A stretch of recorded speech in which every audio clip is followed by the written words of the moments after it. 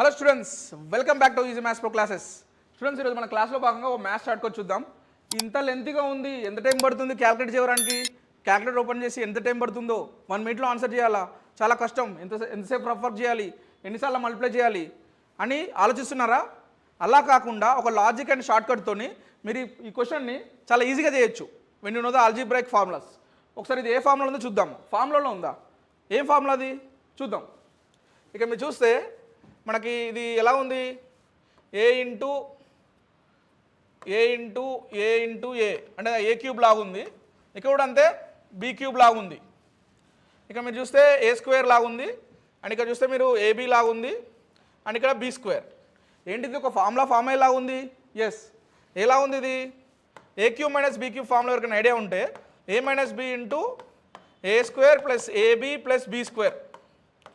So ఇలా ఉంది కదా, ఇది ఏ క్యూబ్ ఉంది, A cube minus B cube ఉంది, A square plus AB plus B square. Suit అయింది కదా ఆల్జీబ్రాయిక్ ఫార్ములాని పసిగట్టడం అనేది చాలా ఇంపార్టెంట్.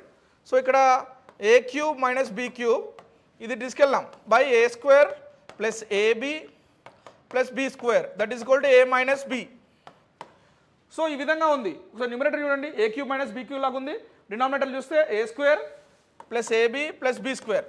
డన్. ఇప్పుడు మనకి ఏమొస్తుంది answer? A minus B. So ఇక్కడ ఏమిటి కంపేర్ చేస్తే A is equal to 0.05 and B వరకు 0.04. సో మనకు ఆన్సర్ ఏంటిది? A minus B that is equal to 0.05 minus 0.04. That answer will become 0.01. So first is a answer. Done. ఇందే shortcut తెలిస్తే మనకి ఎంత ఈజీ ప్రాబ్లం అయినా చాలా ఈజీగా ఫ్రాక్షన్ ఆఫ్ సెకండ్స్లో మనం సాల్వ్ చేయొచ్చు. ఓన్లీ థింగ్ ఇస్ మీరు ఫార్ములాస్లో పర్ఫెక్ట్ ఉండాలి. కాంపిటేటివ్ ఎగ్జామ్లో ఇలాంటి క్వశ్చన్స్ వస్తే మీరు కళ్ళు మూసుకొని ఆన్సర్ పెట్టేయచ్చు. Okay students, thank you.